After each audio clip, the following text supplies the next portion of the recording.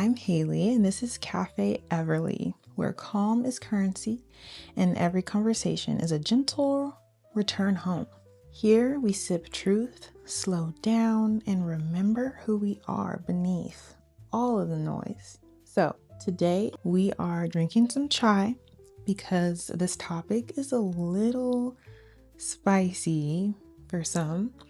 You know what nobody really says out loud?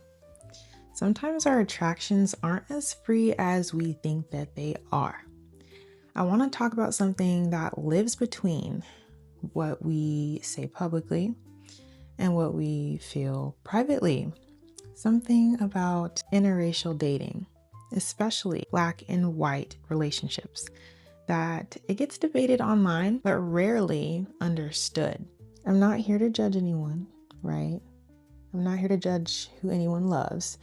I'm here to ask a quieter question. What if some of our choices in love are actually echoes of history, echoes of wounds that we didn't even know that we were carrying? Let's talk about it. There's this moment that happens sometimes, not always, when a Black person is pursued by a white person. And deep down in the subconscious, there's this little flutter. Not just attraction, but something way deeper. A quiet voice that whispers, "Wow, you like me?" It's not self-hate, it's relief. Because for generations, Blackness was positioned as undesirable in beauty standards, in the media, and who gets seen as enough.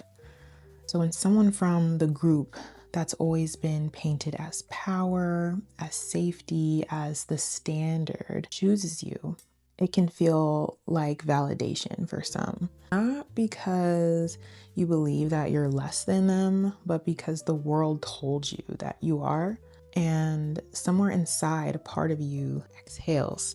Maybe I finally am enough. So this isn't about self-hate. Again, it's not about hating yourself. It's about living in a society that made you the exception instead of the standard, and still learning how to feel worthy without proving it. Now, let's flip it, because this is not a one-sided conversation. So sometimes what I see is the white partner comes in with empathy and maybe a little bit of ego, right? They might think can be her or his knight in shining armor. Maybe they were outsiders too. Maybe they were the weird kid, the one who never quite fit in their space. So they feel drawn to someone else who's been misunderstood. Drop in the comments if you may have noticed that about maybe the white person that pursues the Black person, because I see it all the time. And sometimes they have genuine empathy. They're just an empathetic human being, but it can also lean into savior or white savior complex energy. You'll hear the lines like, "I don't see color. You deserve better than what you had before." And maybe what you had before was only Black partners. So they're insinuating, "I can give you better than the Black men or the Black women that you had before. I'm not like other white people." They'll tend to try to prove that. I'll see. In my opinion, the love absolutely is real and it can be real, but I do think that sometimes hierarchy can show up. Because if the white person had that experience of being that outsider in their community, what they don't realize is that's not the same thing as being Black in America. I feel like we can't have this conversation without bringing up the fetishization.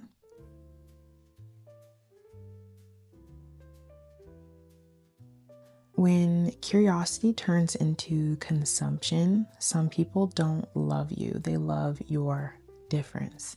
You'll notice it when the compliments sound like stereotypes. Their dating history is only Black. And they say, "I've always been into Black girls," like it's a genre of music. To me, that's not romance. That is research. And yes, It happens in the reverse too.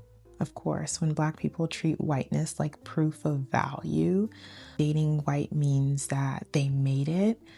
That's not a preference. Again, that is hierarchy. And preference becomes a problem when it needs a staircase.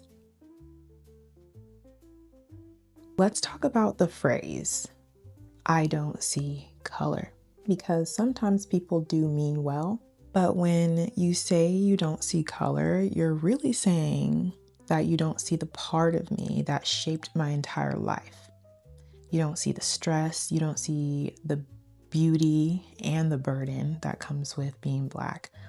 And if you can't see it, you cannot honor me fully. Conscious love doesn't erase color, it honors it. Here's what I think that really happens sometimes. Two wounds meet each other. The Black partner wound says, am I finally enough to be chosen? And then the white partner wound says, can I prove I'm one of the good ones? And when those two meet, it feels like destiny, because trauma recognizes trauma time and time again.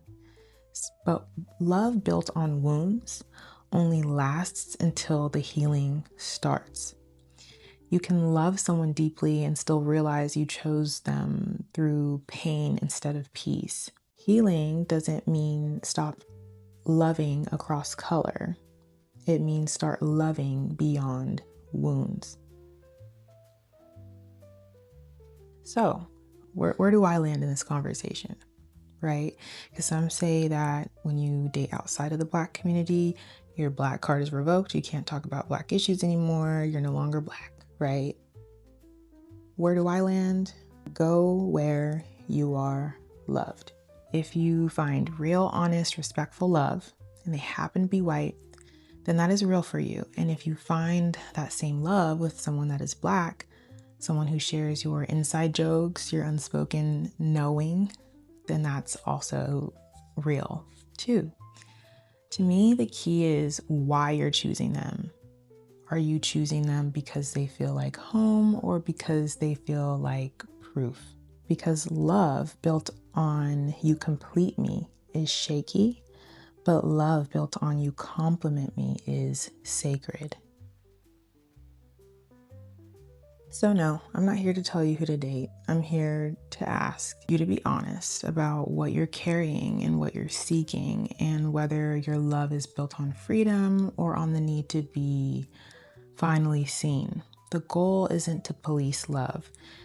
It's to free it, to love from wholeness, not from wounds, to choose from clarity, not programming, no matter what color that they are.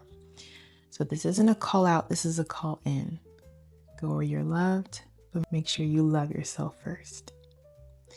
If this helped you exhale, the next cup is waiting in the Café Menu in the description. I have a free emotional wealth mini guide, and I also have a waitlist for the Black Woman's Emotional Wealth Bible when you're ready for the full pour. I'll see you next time at the cafe. Until then, protect your peace, honor your softness, and let God remind you that you are already enough.